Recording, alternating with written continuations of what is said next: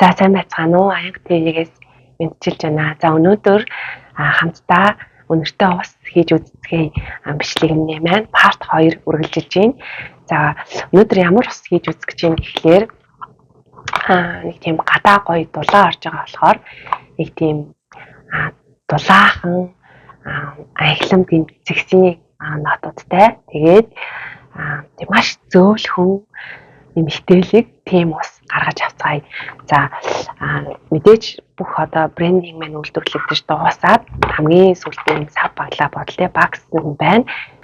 Өнөртөөс их шил маань байна. Тэгээд бас бэйс болон гол нотууд нотуудаа энд ингэж тавьчих.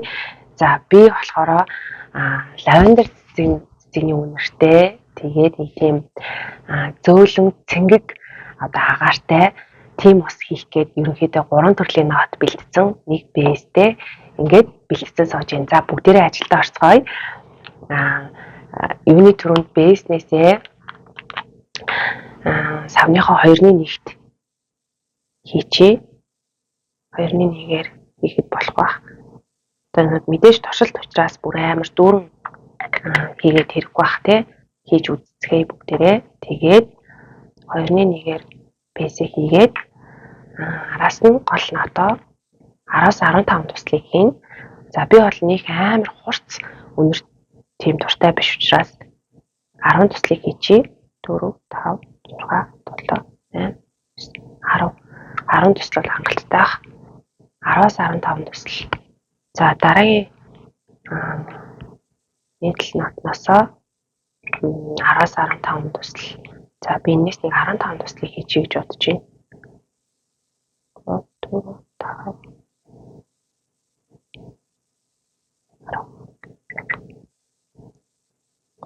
15. За гол нот бол өмөртөө усыг цацсны дараа эхний 1-2 цаг бол маш одоо хүчтэй үнэртдэг. Тэрний дараах нийтлэл нот бол нэлээд хэдэн цаг өнгөрсний дараа гарч ирдэг. Тэр үнэрний юм байлээ. Энэс 5 туслыг хийчээ. Ерөнхийдөө нэг тийм гоё байгалийн сэнгэнсэн тийм үнэр оруулахын тулд дараагийн нотыг хэрэгжилж байна. За тэгээд энэ үнэртэнгээ болохоор хөргөчнийхөө доотлын температурт нь юу яа 2 өдрийн турш байлгаад тэгээд хэрэглэхэд бэлэн болно гэсэн үг. Маш сайн миксерт хэрэгтэй. Холиод хардна тий. За тэгээд мэдээж суур нот нь бол одоо нөгөө бүр амар удаан гардаг ус гэж ярьдэн шүү дээ. 2-3 өдрийн дараа ингээд үнэртдэг. Тэр үнэр бол суур нот юм байлээ. Тэгэхээр нотнуудын учир бол бүр аюу нарийн ингэж тооцогдож нэг үнэртэй бас бий болдог байх нь байна.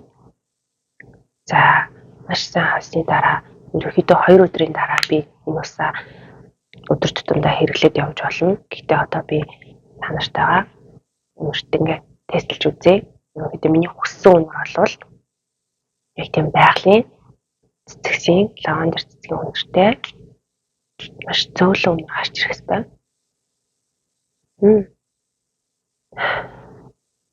Маш зөөлхөн.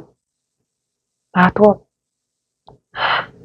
түр 10 туслыг биш 15 туслыг хийсэн бол бүр илүү арай жоохон илүү тод үнэртэх байсан юм шиг байна. Тэгэхээр энэ ч гэсэн зүгээрээ бүр хитрхи хурцал биш. Шууд л яг цэцгийн үнэр бол яг шууд мэдрэмж чинь цагтлал.